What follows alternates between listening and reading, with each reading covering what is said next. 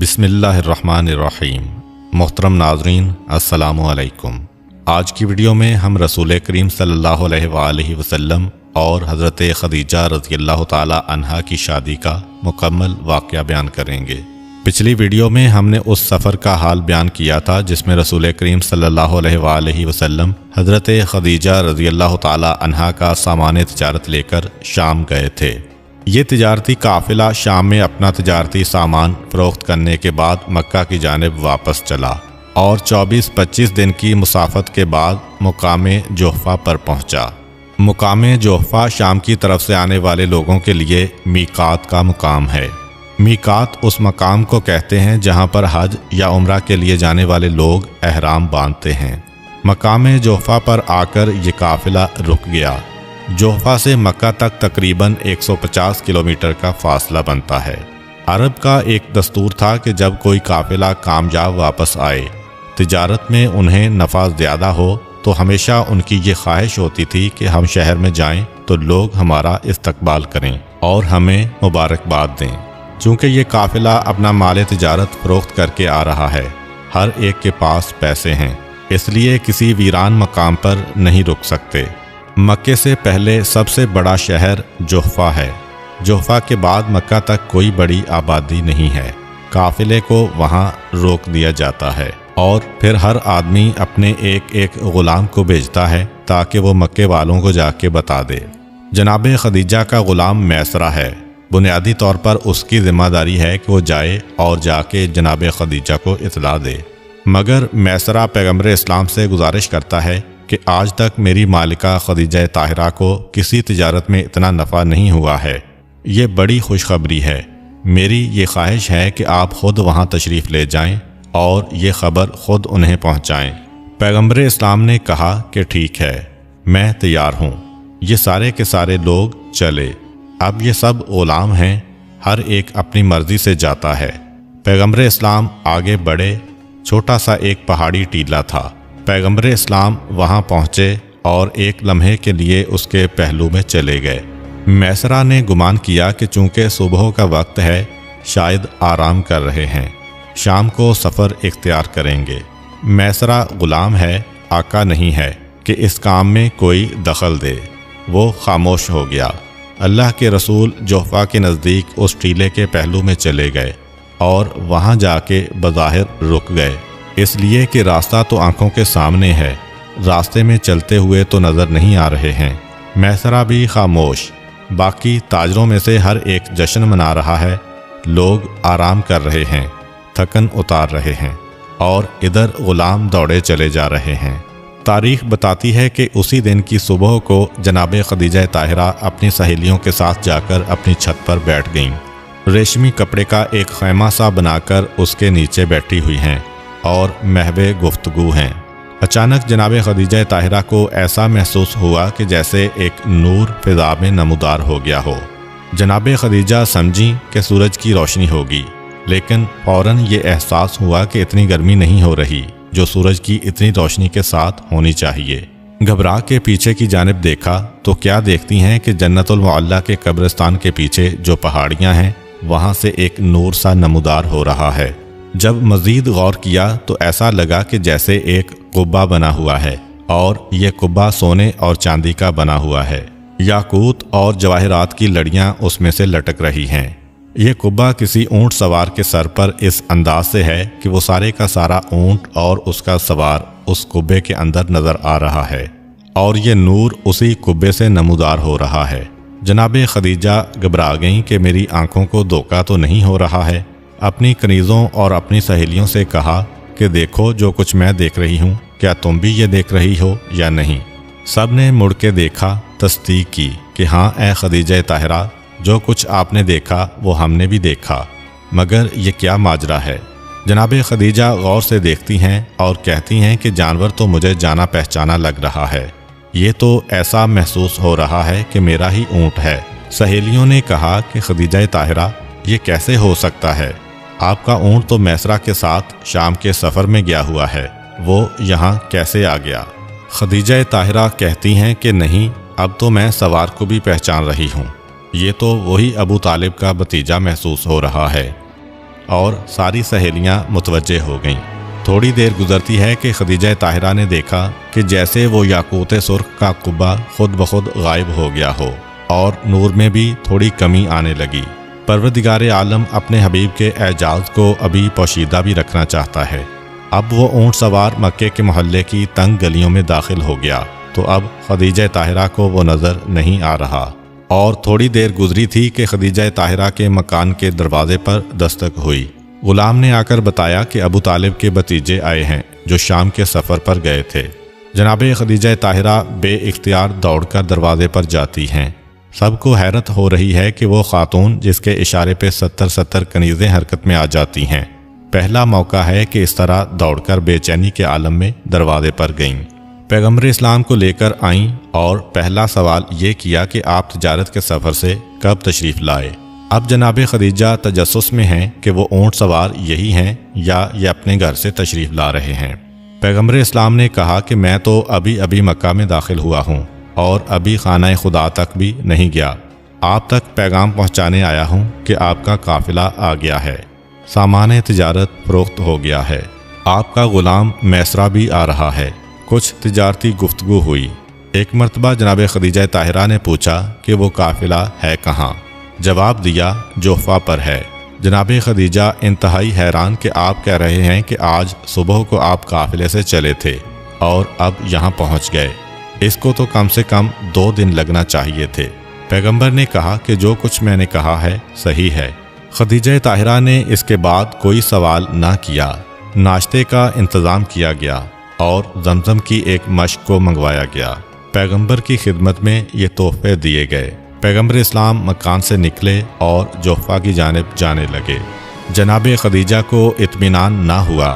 دراصل جناب خدیجہ کا معاملہ ایک عام بزنس پارٹنر کا معاملہ نہیں ہے، خدیجہ طاہرہ کو شادی بھی کرنا ہے، اس لیے وہ اپنے دل میں پیدا ہونے والے ہر شک کو ختم کرنا چاہتی ہیں۔ خدیجہ طاہرہ نے وہ آب زمزم کی مشک اور کھانا منگوانے کے بعد کہا کہ اگر آپ کو زحمت نہ ہو تو بس ایک تجویز میں اور دینا چاہتی ہوں، وہ یہ کہ آپ واپس قافلے میں چلے جائیں اور قافلے کے ساتھ شامل ہو کر واپس آئیں۔ علماء کہتے ہیں کہ جناب خدیجہ کی غرض یہی تھی کہ وہ پہچان لیں کہ وہ جو نور انہوں نے دیکھا ہے وہ آنکھوں کا دھوکہ تھا یا حقیقت تھی، اور وہ نور اسی نوجوان کے ساتھ تھا یا اتفاق سے اس وقت وہاں سے کوئی اور آدمی گزرا ہو اور یہ نور اس کی وجہ سے بلند ہوا ہو۔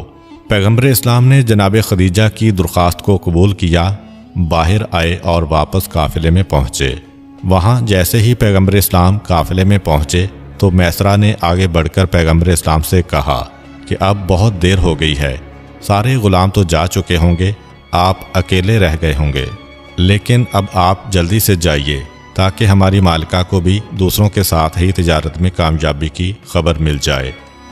پیغمبر اسلام مسکراتے ہیں اور کہتے ہیں کہ میں تو خدیجہ طاہرہ کو اطلاع دے کر واپس بھی آ گیا ہوں۔ میسرہ کو یقین نہیں آ رہا، گھبرا کے کہا کہ یہ آپ کیا کہہ رہے ہیں؟ میں نے تو آپ کو اس ٹیلے کے پیچھے آرام کرتے ہوئے دیکھا تھا، مناسب نہ سمجھا کہ آپ کو جا کر جگاؤں۔ میں نے سوچا کہ ٹھیک ہے اب تھوڑی دیر آرام کر لیں، لیکن آپ کہہ رہے ہیں کہ جا کے واپس آ گئے۔ پیغمبر اسلام نے اس ناشتے کے سامان کو کھولا اور کہا کہ تم تو خدیجہ کے گھر میں زندگی گزار چکے ہو، پہچانتے ہو یہ کھانا کس گھر کا پکا ہوا ہے؟ پھر وہ زمزم کی مشک رکھ دی۔ مشک پر خدیجہ طاہرہ کی وہ مہر لگی ہوئی تھی جو تاجر حضرات اپنے ہر مال پر لگاتے ہیں۔ میسرہ کی عقل کام نہیں کر رہی، مگر یہ ایسے ثبوت ہیں کہ انکار بھی نہیں کر سکتا۔ خوشی کے عالم میں آگے بڑھا، قافلے میں جو لوگ اسے قریب نظر آئے سب کو یہ بات بتائی۔ اکثر نے کہا کہ اب تو تم جو کچھ بھی کہو گے ہم یقین کر لیں گے، اس لیے کہ جب سے مکہ سے نکلے ہیں اس نوجوان سے ایسے معجزات دیکھے ہیں کہ اب کسی کا انکار ممکن نہیں ہے۔ مگر ابو جہل کہتا ہے کہ یہ کیا کہہ رہے ہو، یہ ساحر و جادوگر ہے اور ساحروں سے ہر بات کی توقع کی جا سکتی ہے۔ خیر، ابو جہل کی پارٹی جادوگر سمجھ رہی ہے اور باقی لوگ کہہ رہے ہیں کہ ہمیں خود یقین ہو گیا ہے کہ اب یہ ہر معجزہ دکھا سکتا ہے۔ قافلہ مکے کی جانب چلا اور وہاں پہنچنے پر انتہائی احترام اور شان و شوکت کے ساتھ اس قافلے کا استقبال کیا گیا، اس لیے کہ مکہ کی تاریخ میں آج تک کوئی قافلہ اتنا کامیاب واپس نہیں آیا تھا۔ اور اس کا ثبوت یہ بھی تھا کہ جیسے ہی قافلہ مکے کے قریب پہنچ گیا اور مکے کے مکانات نظر آنے لگے، میسرہ نے ایک تجویز پیش کی، کہا کہ تم سب کو معلوم ہے اس سے پہلے بھی میں تم سب کے ساتھ تجارت میں جا چکا ہوں، آج تک ہمیں کبھی اتنا منافع حاصل نہیں ہوا، یہ صرف اس نوجوان کی برکت ہے، ہمارا فرض بنتا ہے کہ اب ہم اپنے مالوں میں سے ہدیہ نکال کر اس نوجوان کو پیش کریں۔ سارے قافلے میں سے کسی نے اعتراض نہ کیا، مگر میسرہ کہتے ہیں کہ دیکھو، اس بات کا خیال رکھنا یہ صدقہ نہ ہونے پائے، اس لیے کہ اتنے دنوں میں میں نے یہ محسوس کر لیا ہے کہ یہ نوجوان ہدیہ تو لے لیتا ہے، صدقہ نہیں لیتا۔ ابو جہل جیسا شخص بھی اس وقت اپنے آپ کو اکیلا محسوس کر رہا ہے، اسے بھی اعتراض کرنے کی ہمت نہ ہوئی، اور اس سے پہلے کہ قافلہ مکہ میں داخل ہو، سارے قافلے نے دل کی خوشی اور احترام کے ساتھ پیغمبر کی خدمت میں ہدیہ پیش کیا۔ پیغمبر نے ہدیہ قبول کیا اور اپنے مکان کی جانب چلے گئے، اس لیے کہ اب پیغمبر کو جا کے خدیجہ طاہرہ سے گفتگو کرنے کی ضرورت نہیں ہے، مگر وہاں خدیجہ طاہرہ بے چین ہیں۔ خدیجہ طاہرہ نے دوبارہ یہ منظر دیکھا کہ ہاں، اس نوجوان کے ساتھ ایک نور آ رہا ہے، دل کو یقین ہوتا چلا گیا کہ یہی وہ گوہر مقصود ہے کہ جس کا میں انتظار کر رہی تھی۔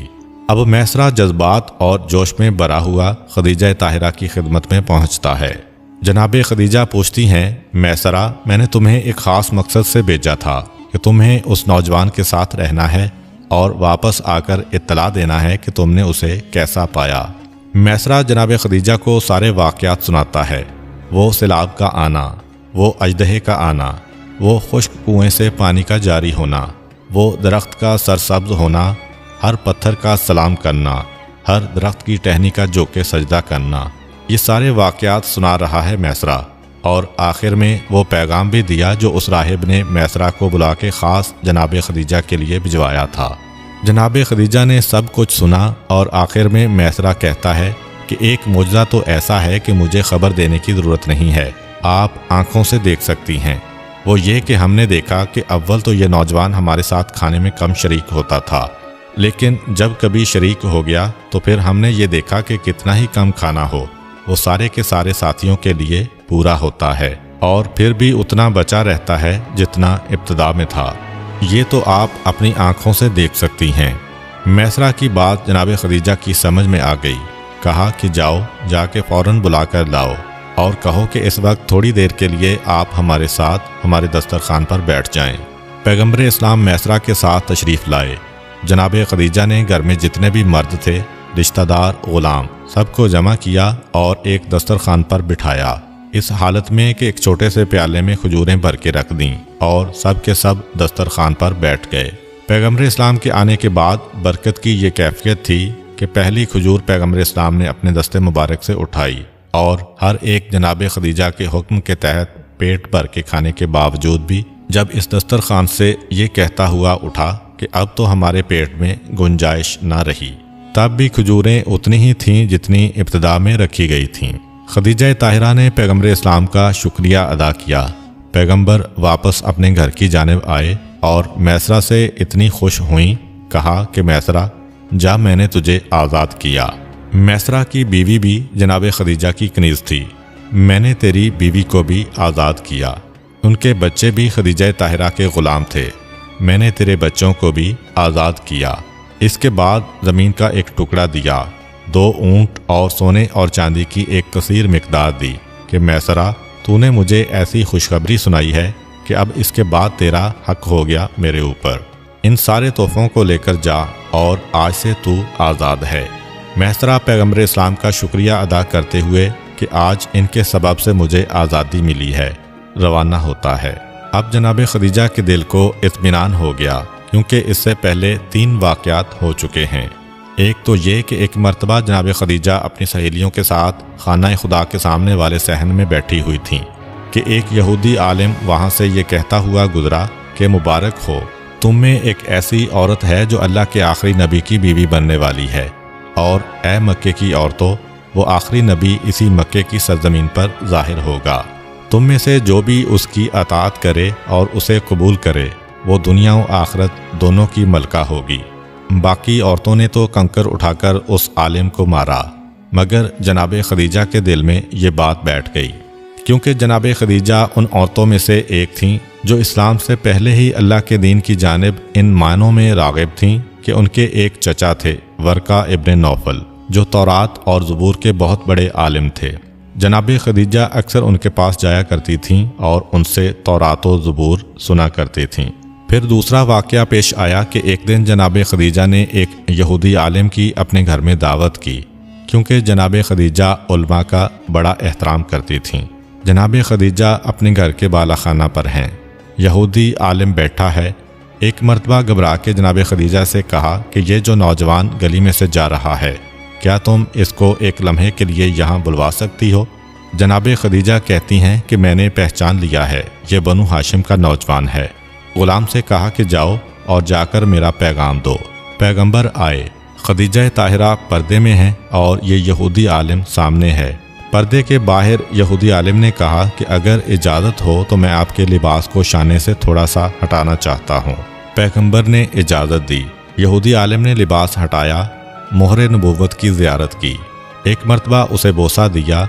इसके बाद पैगंबर को रुखसत किया और खदीजा ताहिरा से पूछा कि यह नौजवान कौन था। खदीजा ताहिरा कहती हैं, ये तुमने क्या गज़ब किया, इस तरह से उसके लिबास को हटा लिया।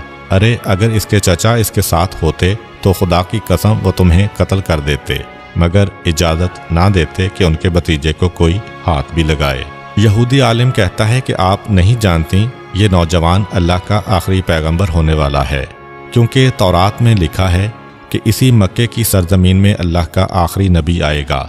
उसके बाप का उसकी पैदाइश से पहले इंतकाल हो जाएगा, दादा उसके बचपन में इंतकाल कर जाएंगे और उसके चचा उसकी कफालत करेंगे। खदीजा ताहिरा ने कहा कि हाँ, ये तो सारी चीज़ें इसके अंदर पाई जाती हैं। बस उस यहूदी आलिम ने कहा कि खदीजा, मैं फ़कत एक बात और बता दूं कि इसी अरब की सरजमीन से एक औरत इससे निकाह करेगी, और जो औरत इससे निकाह करेगी वो कायनात की खुशकिस्मत तरीन औरत होगी, दुनिया और आखिरत दोनों की मलका होगी। और ए खदीजा, अक्लमंद इंसान वही है जो कभी ऐसे मौका को हाथ से नहीं जाने देता। ये वाक़या भी खदीजा अपनी आंखों से देख चुकी थीं।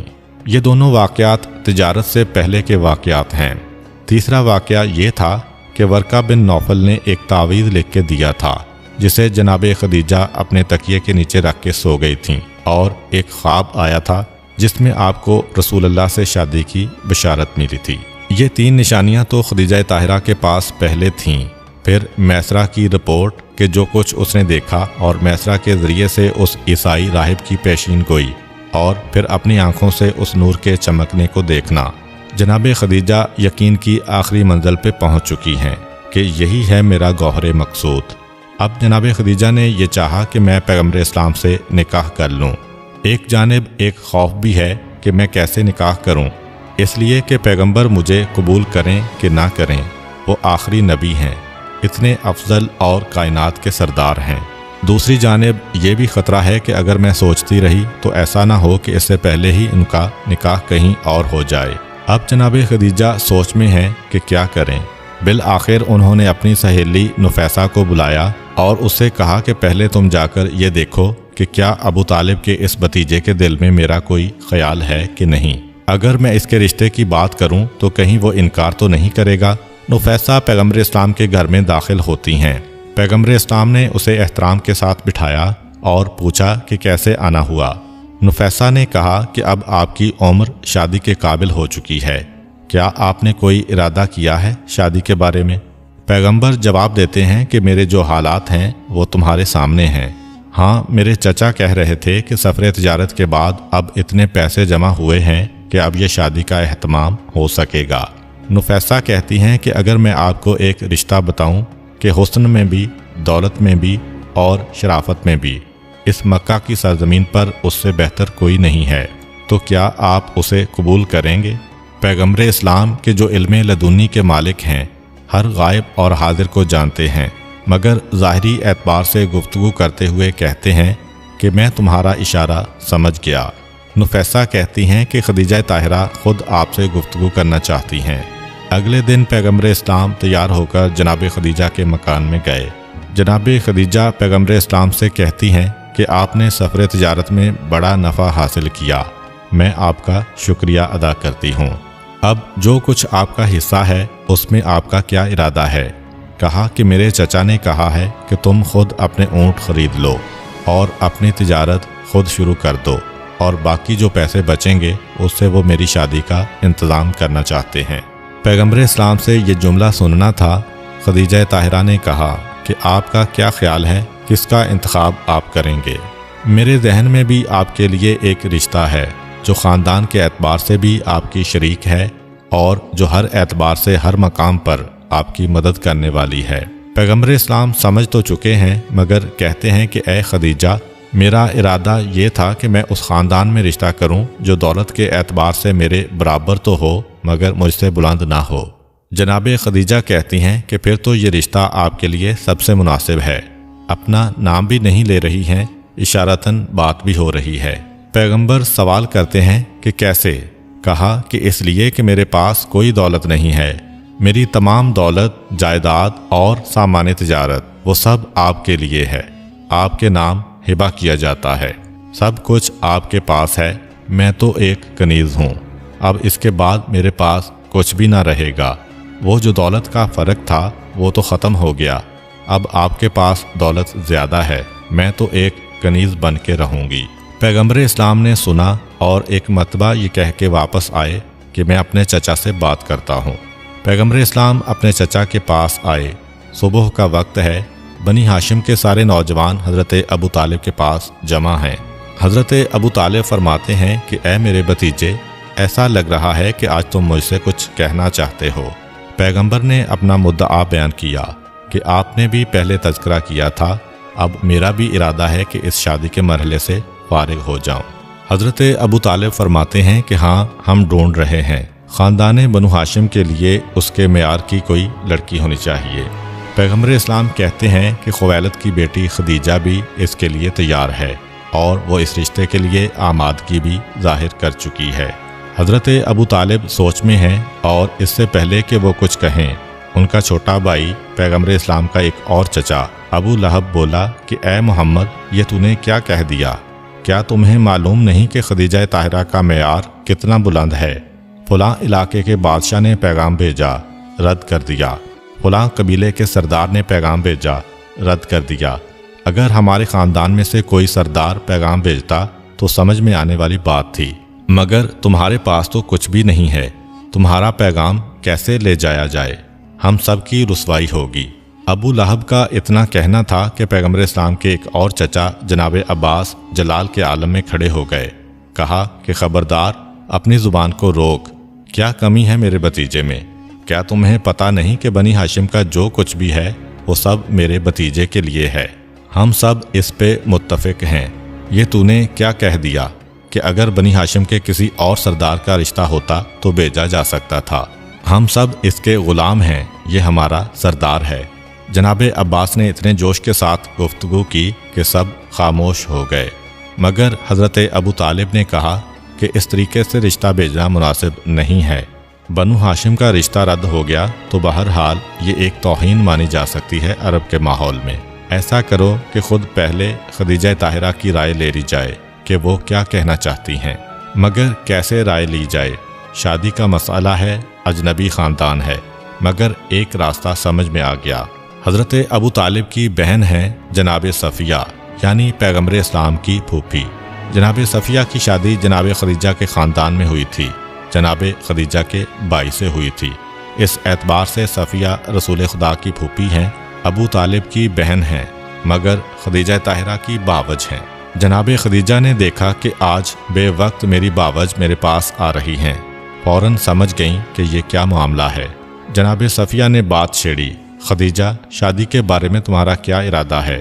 جناب خدیجہ نے فوراً جواب دیا کہ میں نے طے کر لیا ہے کہ اب میں شادی کروں گی تو آپ کے بھتیجے سے کروں گی، اور میں اس کے لیے مکمل طور پر تیار ہوں۔ یہ جس انداز سے گفتگو تھی، جناب صفیہ کو یقین کامل ہو گیا۔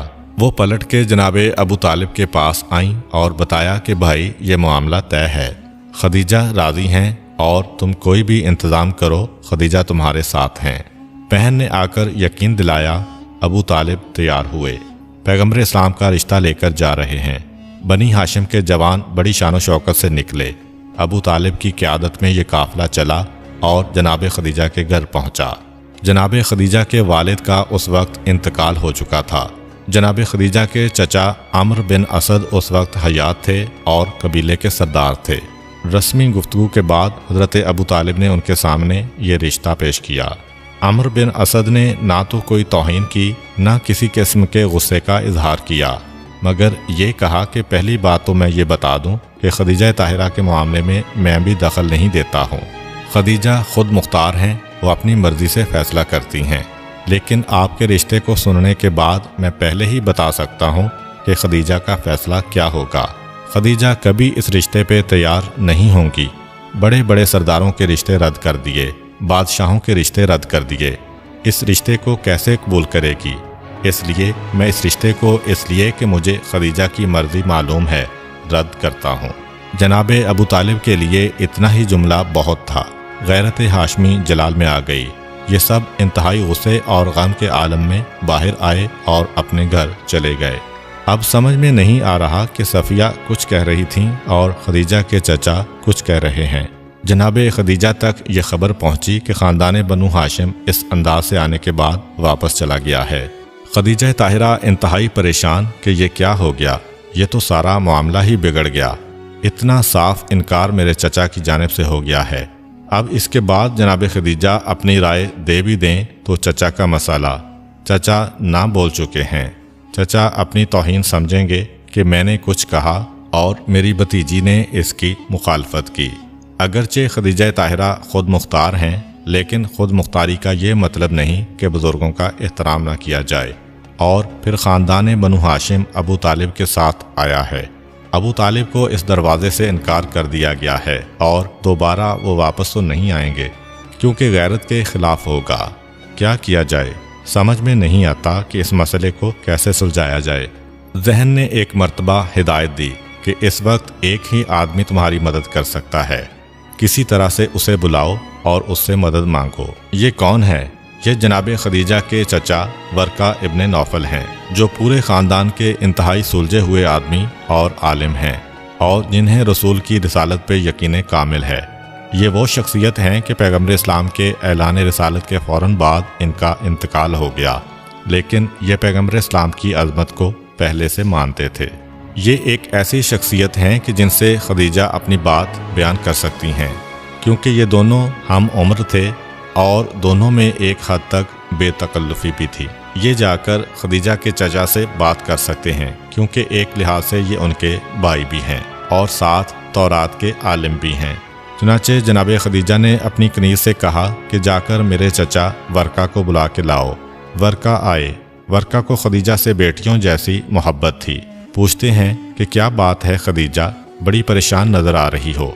जनाब खदीजा ने कहा कि परेशान कैसे ना हो कि जिनका इस दुनिया में कोई हमदर्द ही ना हो, कोई परेशानियां दूर करने वाला ही ना हो। वर्का बिन नौफल मुस्कुराकर मजाक के अंदाज में कहते हैं कि खदीजा, इसमें तो तुम्हारी अपनी गलती है। बहुत से रिश्ते आए, रिश्तों को तो तुमने रद्द कर दिया। वही तो रिश्ता है कि जो मूनसो गम गुसार और साथी का रिश्ता होता है। जनाब खदीजा ने कहा कि मसलन मैंने कौन सा रिश्ता रद्द किया? कहा कि फ़लाँ बादशाह का, फ़लाँ हाकिम का, फ़लाँ सरदार का। खदीजा ने कहा कि ये सब तो मक्के के बाहर के रिश्ते हैं, मैं अपना शहर नहीं छोड़ना चाहती हूँ। वर्का कहते हैं कि फिर इस मक्के वाले भी बहुत सारे बड़े बड़े रिश्ते हैं। अबू जहल जैसे सरदार का रिश्ता, अतबा का रिश्ता, शैबा का रिश्ता, इतने बड़े बड़े सरदार हैं। खदीजा ने कहा कि मगर ये तो सब गुमराह हैं, गुमराहों से मैं कैसे शादी करूं? आपके जहन में मक्के का रहने वाला कोई ऐसा शरीफ शख्स नहीं जो मेरा साथी भी बने, गुमराह भी ना हो। वर्का इब्ने नौफल कहते हैं कि ऐसी तो पूरे मक्के में एक ही शख्सियत मेरे जहन में आ रही है और वो है अब्दुल्ला का यतीम। बस खदीजा ताहिरा ने सुना, कहा कि आपने तारीफ़ तो कर दी, मगर दुनिया के हर इंसान में कोई ऐब होता है। ज़रा मुझे बताइए तो सही, उनमें खराबियाँ क्या हैं, ऐब क्या हैं, ताकि इसके बाद फिर मैं इस रिश्ते के बारे में कोई राय दे सकूं। वर्का इब्ने नौफल कहते हैं कि हाँ, ये भी ज़रूरी है, दोनों पहलू मालूम होना चाहिए। सुनो, अब उसके ऐब सुनो। یہ کہہ کے ورقہ نے عیب گنانا شروع کیے کہ یہ وہ ہے جس کا حسب بے مثال ہے، جس کا خاندان بہت طویل ہے، جس کی آنکھیں سرمے والی ہیں، جس کے اخلاق بہت جمیل ہیں، جس کی سخاوت ہر ایک کے لیے ہے، جس کی جود اور دوسروں پہ مہربانی عام ہے۔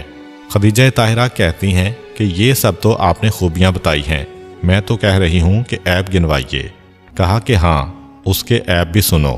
یہ وہ ہے کہ جس کا باطن اس کے ظاہر سے بہتر ہے، یہ وہ ہے کہ کائنات میں اس سے افضل کوئی نہیں ہے، یہ وہ ہے کہ جس کے خاندان کی مثال کوئی نہیں ہے، یہ وہ ہے کہ جس کی شخصیت کی نظیر کوئی نہیں ہے۔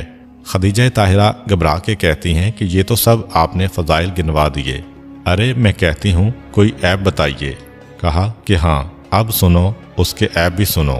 یہ وہ ہے کہ جس کا چہرہ چاند کی مانند ہے، یہ وہ ہے کہ جس کی پیشانی ستاروں سے زیادہ چمک رہی ہے، یہ وہ ہے کہ جس کی خوشبو مشک و عنبر سے زیادہ ہے، یہ وہ ہے کہ جس کا کلام شہد سے زیادہ شیریں ہے، یہ وہ ہے کہ جب چلتا ہے تو ایسا لگتا ہے کہ 14ویں کا چاند چل رہا ہے۔ جناب خدیجہ طاہرہ کہتی ہیں کہ یہ سب تو فضائل ہیں، میں کہہ رہی ہوں کہ عیب گنوائیے۔ ورقہ آخر تھک کے کہتے ہیں کہ خدیجہ، اس کا عیب کون گنوائے جس میں کوئی عیب ہی نہیں ہے، جو سر سے لے کر پیر تک فضائل کا مجسمہ ہے۔ جناب خدیجہ نے کہا کہ جب ایسی کیفیت ہے کہ آپ جیسا آدمی کہہ رہا ہے تو اب اس کے علاوہ کسی اور رشتے کا تصور ہی نہیں ہو سکتا۔ اب میں یہ چاہتی ہوں کہ آپ کسی طرح اس معاملے کو پائے تکمیل تک پہنچائیں۔ ورقہ ابن نوفل نے کہا کہ خدیجہ، یہ معاملہ ایسا ہے کہ میں اس میں یوں نہیں پڑوں گا، میری شرط ہے، مجھے بھی کچھ چاہیے۔ جناب خدیجہ کہتی ہیں کہ یہ آپ نے کیا بات کر دی، جو آپ چاہیں، جو چیز آپ طلب کریں آپ کے لیے ہے۔ دولت چاہیے، سواری چاہیے، جائیداد چاہیے، مکان چاہیے۔ ورقہ نے کہا کہ خدیجہ، تمہیں معلوم ہے کہ ان چیزوں کی مجھے کبھی بھی ضرورت نہیں تھی، میں تو کچھ اور چاہتا ہوں۔ جناب خدیجہ کہتی ہیں کہ بتائیے تو صحیح، آپ کا مطالبہ کیا ہے، میں آپ کا مطالبہ پورا کروں گی۔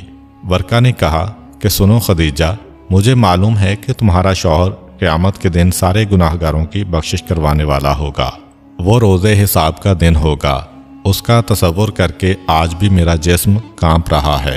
بس ایک وعدہ کرو، میدان قیامت میں اپنے شوہر سے کہہ کر میری شفاعت کرواؤ گی۔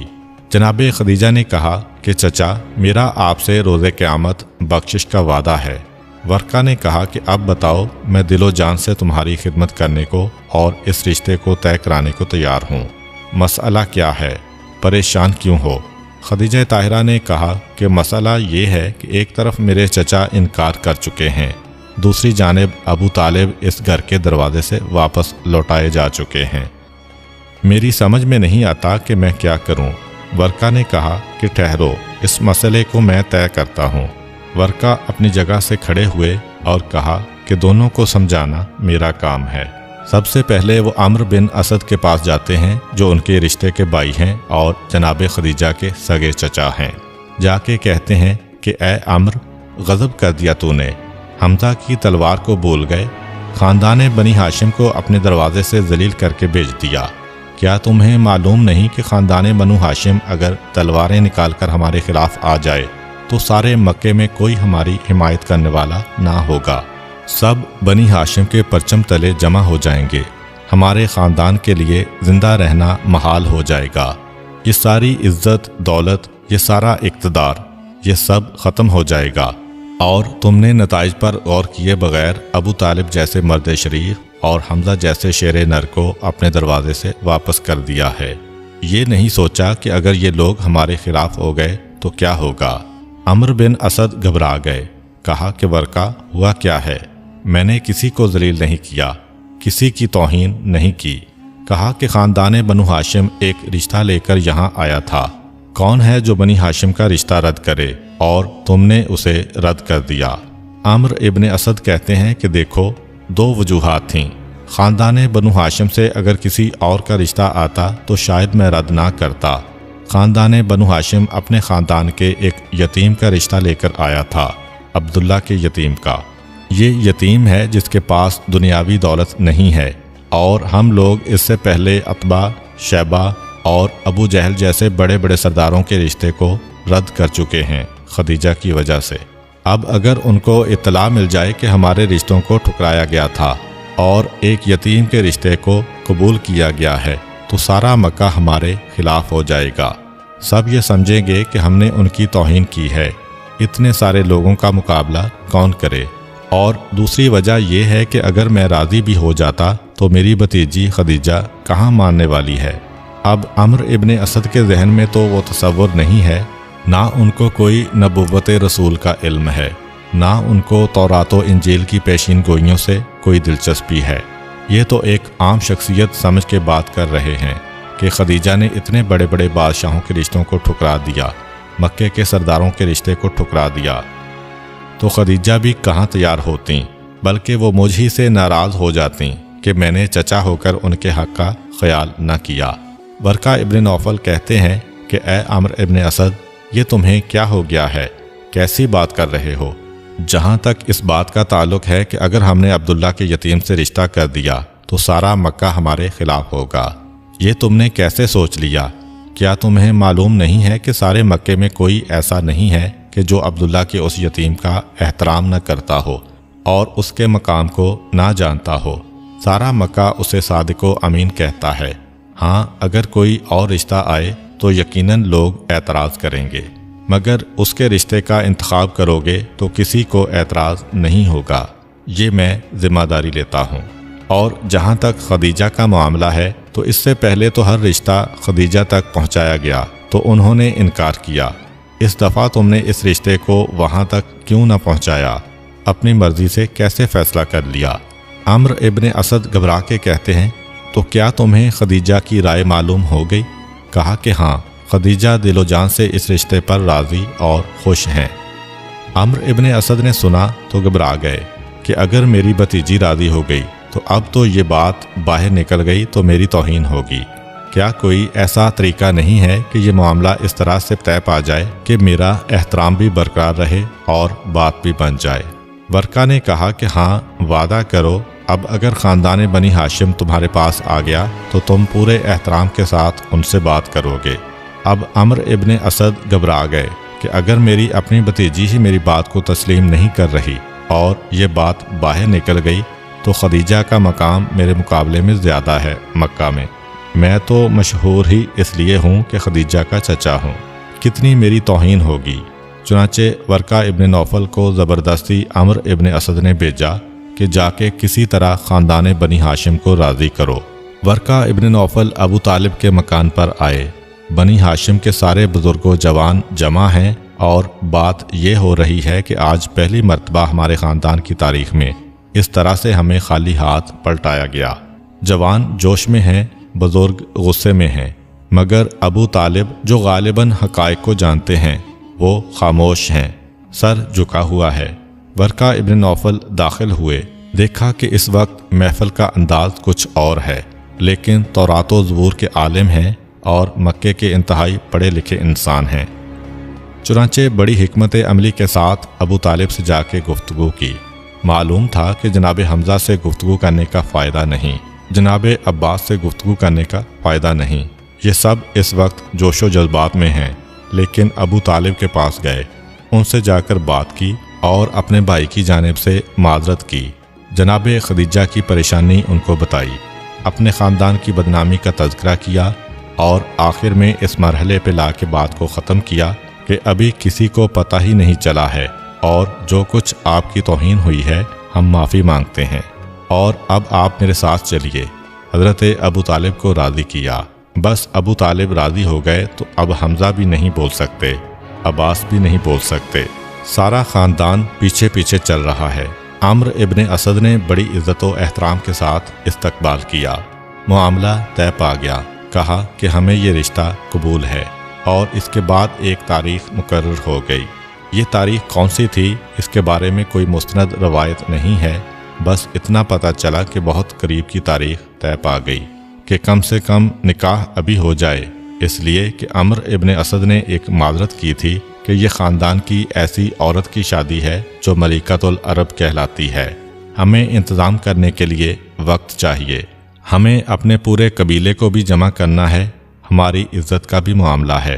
تو خاندان بنو ہاشم نے یہ تجویز رکھی کہ کم سے کم نکاح ابھی ہو جائے، رخصتی چاہے بعد میں ہو جائے۔ عمرو ابن اسد راضی ہو گئے اور آخر جو دن طے پایا تھا اس دن خاندان خدیجہ نے ایک چھوٹی سی تقریب کا اہتمام کیا تھا۔ سب لوگ تیار ہیں۔ اب تاریخ بتاتی ہے کہ اگر وقت نہیں ملا تھا تیاری کا، مگر جناب خدیجہ کو تو معلوم ہے کہ یہ وہ شادی ہو رہی ہے کہ جس کے لیے خدیجہ کافی عرصے سے بے چین تھیں۔ مختصر سے وقت میں بہترین انتظامات کر لیے گئے اور اب انتظار ہو رہا ہے کہ بنی ہاشم کا خاندان پیغمبر اسلام کے ساتھ آئے۔ اس عرصے میں مکہ کے دوسرے سردار آنے لگے جو بطور مہمان بلائے گئے تھے۔ عین اس وقت میسرہ نے دیکھا کہ ابو جہل داخل ہوا ہے، کیونکہ اسے بھی خاندان خدیجہ کی طرف سے دعوت دی گئی تھی۔ ابو جہل آیا تو صحیح، لیکن بالکل آخری وقت میں، اور جس وقت وہ محفل میں داخل ہوا تو دیکھا کہ ایک بہت بڑا خیمہ لگایا گیا ہے اور اس کے اندر شادی کی تقریب کا اہتمام کیا جا رہا ہے۔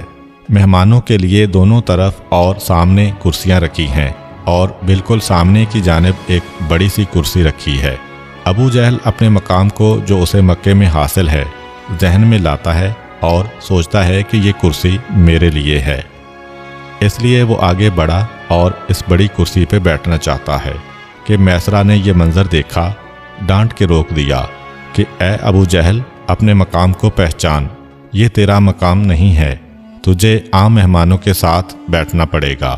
ابو جہل شرمندگی کی حالت میں واپس آیا، ابھی کرسی پر بیٹھا تھا کہ یکا یک شور ہو گیا کہ بارات آ گئی ہے، اور سب نے یہ منظر دیکھا کہ حضرت ابو طالب کے پہلو بہ پہلو پیغمبر اسلام اس شام سے تشریف لا رہے ہیں کہ حضرت عبد المطلب کا پیرہن بدن کے اوپر ہے، ہاتھ میں عقیق سرخ کی انگوٹھی ہے، حضرت ابراہیم کا عصا ہاتھ میں ہے، پاؤں میں حضرت الیاس کی نالین ہے، اور اس طرح تبرکات انبیاء سے سج دھج کر اللہ کے رسول اس شان سے داخل ہوئے کہ ابو طالب ساتھ میں ہیں، جناب حمزہ تلوار لے کے آگے ہیں اور جناب عباس حفاظت کے لیے پیچھے ہیں۔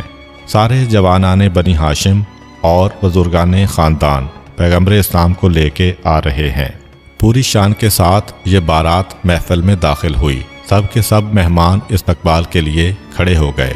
ابو جہل ابھی آ کر بیٹھا ہی تھا کہ اس نے دیکھا کہ سب لوگ کھڑے ہو رہے ہیں، مگر جو اس کے دل میں تکبر اور غرور ہے اور پیغمبر اسلام کے ساتھ سفر شام میں ابو جہل کو جو اختلاف اور حسد ہوا تھا، اس کی وجہ سے وہ اپنی جگہ پر بیٹھا رہا۔ جناب حمزہ سے یہ منظر برداشت نہ ہو سکا اور ننگی تلوار کو ہاتھ میں لے کر آگے بڑھے۔ ابو جہل کے پنجے میں پنجہ ڈال کر اتنی طاقت سے دبایا کہ روایت میں ہے کہ ابو جہل کی انگلیوں سے خون جاری ہو گیا تھا، اور اس سے کہتے ہیں کہ یہ تو نے کیسی بے ادبی کی کہ میرا بھتیجا آ رہا ہے۔ سارے مکے کے سردار کھڑے ہو گئے اور تو اسی طرح بیٹھا رہا، تجھے کھڑا ہونا پڑے گا۔ تکلیف کی شدت سے تڑپ کر ابو جہل کھڑا ہوتا ہے۔ حضرت ابو طالب نے یہ منظر دیکھا، آواز دی کہ حمزہ، یہ شادی کا موقع ہے، مہمان آئے ہوئے ہیں، اس وقت کوئی اختلافی بات نہ کرنا۔ جناب حمزہ جو ابو جہل کو سزا دینا چاہتے تھے، مگر اپنے بھائی جو خاندان کے سردار بھی ہیں ان کی بات سن کے واپس آ گئے۔ پیغمبر اسلام کو لا کے اس کرسی پر بٹھایا گیا۔ ایک جانب حضرت ابو طالب بیٹھے ہیں، ایک جانب حضرت خدیجہ کے چچا عمرو ابن اسد بیٹھے ہیں، ان کے برابر میں ورقہ ابن نوفل بیٹھے ہیں۔ تھوڑی دیر کے بعد نکاح کی رسم کا آغاز ہو گیا۔ حضرت ابو طالب نے خطبہ نکاح پڑھا۔ اس خطبے میں پروردگار کی توحید کا ذکر ہے، انبیاء کی نبوتوں کا تذکرہ ہے، ابراہیم و اسماعیل کی فضیلت کا تذکرہ ہے، اور اس کے حوالے سے اپنے خاندان کی فضیلت بیان کرنے کے بعد پھر پیغمبر اسلام کا ذکر ہے کہ مکہ والو، تمہیں پتہ ہے کہ علم میں، فضل میں، شرافت میں، بلند ہمتی میں میرے بھتیجے جیسی مثال اس وقت پوری دنیا میں نہیں ہے۔ ہاں، جہاں تک مال کا سوال ہے تو یقیناً مال تو بہت کم ہے، لیکن تم اس بات کو بھی جانتے ہو کہ مال ایک ڈلتے ہوئے سائے اور اڑتے ہوئے پتے کی مانند ہے۔ مال کے ملنے سے نہ کسی کو فضیلت ملتی ہے اور نہ مال کے نہ ملنے سے کسی کی فضیلت کم ہوتی ہے۔ اور اس کے بعد اپنے خطبے کے اختتام میں اعلان کیا کہ میں اپنے بھتیجے کی جانب سے اس کا نکاح خدیجہ کے ساتھ کرتا ہوں۔ اور نکاح کے اس صیغے کے بعد آخری جملہ یہ کہا کہ میں خدا کی قسم کھا کر یہ کہتا ہوں کہ عنقریب میرے بھتیجے کو ایک بہت بڑی خوشخبری اور ایک بہت بڑی سعادت ملنے والی ہے۔ جناب ابو طالب کا کلام مکمل ہوا۔ اب اس کے بعد عمرو ابن اسد کے جو حضرت خدیجہ کے نمائندے ہیں انہیں جواب دینا ہے، لیکن ورقہ ابن نوفل نے بڑی تیزی کے ساتھ جواب دیا۔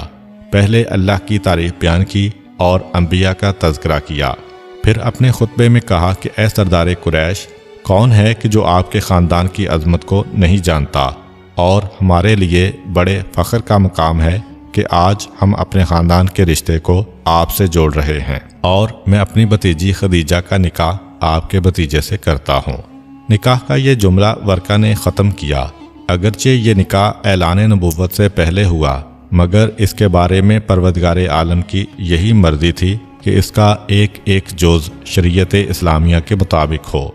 چنانچہ ابو طالب کہتے ہیں کہ ورقہ، آپ نے جواب دیا، مگر ہماری خواہش ہے کہ خدیجہ کے چچا جو اس وقت خدیجہ کے نمائندے اور وکیل بھی ہیں وہ اس جملے کا جواب دیں۔ ایسا لگتا ہے کہ ورقہ ابن نوفل نے شاید اس لیے جلدی کی کہ وہ چاہتے تھے کہ اس سعادت میں میرا نام بھی لکھا جائے کہ اللہ کے آخری رسول کے نکاح میں نے بھی چند جملے ادا کیے ہیں، میں نے بھی حصہ لیا ہے، کیونکہ شرعاً تو سگے چچا کو جواب دینا چاہیے تھا۔ عمرو ابن اسد نے جواب دیا اور ہر طرف خوشی کی لہر دوڑ گئی کہ یہ نکاح ہو گیا۔ حضرت ابو طالب نے نکاح کے وقت ہی حق مہر حضرت خدیجہ کو ادا کر دیا۔ حق مہر مختلف روایتوں کے مطابق 20 اونٹ یا 12.5 اونس سونا یا 400 سونے کی اشرفیاں تھیں۔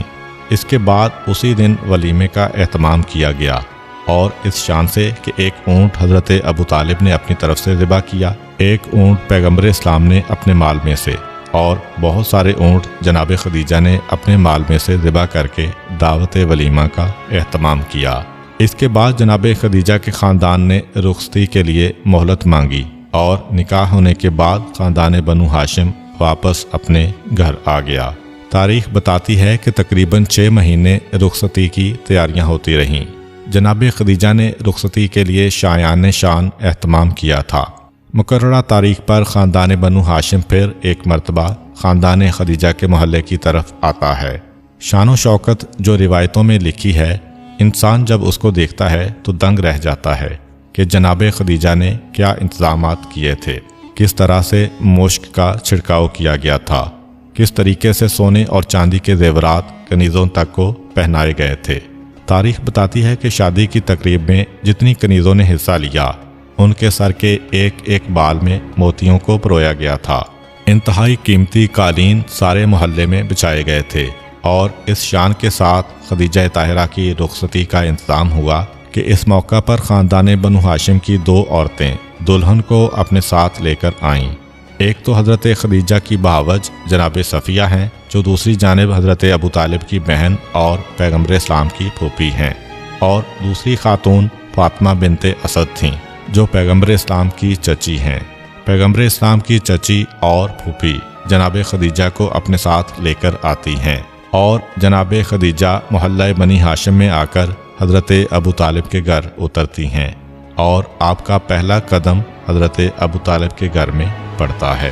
شادی کے 2-3 دن بعد ہی جناب خدیجہ نے پیغمبر اسلام سے ایک خواہش ظاہر کی، اور وہ خواہش یہ تھی کہ اب نکاح ہونے کے بعد میں یہ چاہتی ہوں کہ اپنے وعدے کو پورا کروں، وہی وعدہ جو حضرت خدیجہ نے پیغمبر اسلام کے ساتھ کیا تھا کہ شادی کے بعد میری ساری دولت اور جائیداد آپ کی ہوگی، میں تو آپ کی کنیز بن کے رہوں گی۔ میں وہ وعدہ پورا کرنا چاہتی ہوں، اس لیے آج سے میرا سارا مال، میرے سارے جانور، میری ساری جائیداد، میرے سارے غلام، میری ساری کنیزیں، میرا سارا سامان تجارت، یہ سارا سونا چاندی آج کے بعد سے یہ سب آپ کا ہے، میں آپ کو ہبہ کرتی ہوں۔ یہ سب پیغمبر اسلام کے سپرد کر دیا گیا۔ تاریخ کہتی ہے کہ جس وقت حضرت خدیجہ یہ سب سامان پیغمبر اسلام کے سپرد کر چکی تھیں، اور حالت یہ تھی کہ خدیجہ کے پاس کچھ نہ رہا، اور خدیجہ واقعاً ایک کنیز بن گئیں۔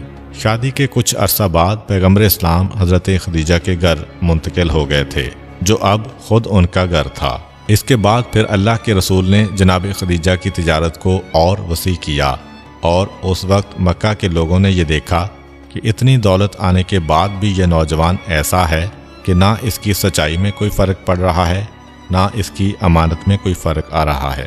کیونکہ بہت سے لوگ ایسے ہوتے ہیں کہ جب تک ان کے پاس پیسہ نہیں ہوتا ان کا ایمان بھی سلامت ہے، ان کا کردار بھی سلامت ہے، ہر وعدے میں سچے ہوتے ہیں، مگر جیسے جیسے ان کی دولت میں اضافہ ہوتا جاتا ہے ویسے ویسے ان کا کردار ختم ہونے لگتا ہے۔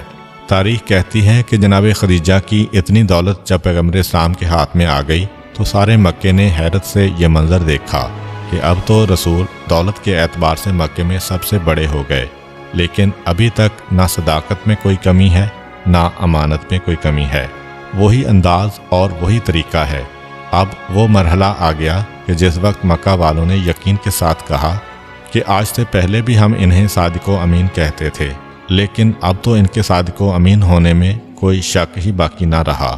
یہی وجہ ہے کہ اعلان نبوت کے بعد ہر طرح کی دشمنی کے باوجود بھی مکہ کے لوگ اپنی امانتیں پیغمبر اسلام کے پاس رکھوایا کرتے تھے۔ تاریخ بتاتی ہے کہ شادی کے بعد پیغمبر اسلام اور جناب خدیجہ نے پورے 25 سال گزارے ہیں ایک ساتھ، 15 سال اعلان نبوت سے پہلے اور 10 سال اعلان نبوت کے بعد۔ جناب خدیجہ سے پیغمبر اسلام کی 3 اولادیں ہوئیں، 2 بیٹے اور 1 بیٹی۔ ایک بیٹے کا نام قاسم تھا جن کی ولادت بعثت سے قبل مکہ میں ہوئی اور آپ 2 سال کی عمر میں وفات پا گئے، اور دوسرے بیٹے کا نام عبداللہ جن کے 2 لقب طیب اور طاہر بھی ہیں، یہ بھی بچپن میں ہی وفات پا گئے تھے، اور بیٹی کا نام جناب فاطمہ الزہرا رضی اللہ تعالی عنہا ہے۔ 3 بیٹیاں ام کلثوم، رقیہ اور زینب رضی اللہ تعالی عنہما حضور صلی اللہ علیہ وآلہ وسلم کی پروردہ تھیں، جن کے بارے میں بعض مورخین کا خیال ہے کہ وہ حضرت خدیجہ کی بیٹیاں تھیں، اور کچھ کا خیال ہے کہ ان کی بہن حالہ کی بیٹیاں تھیں۔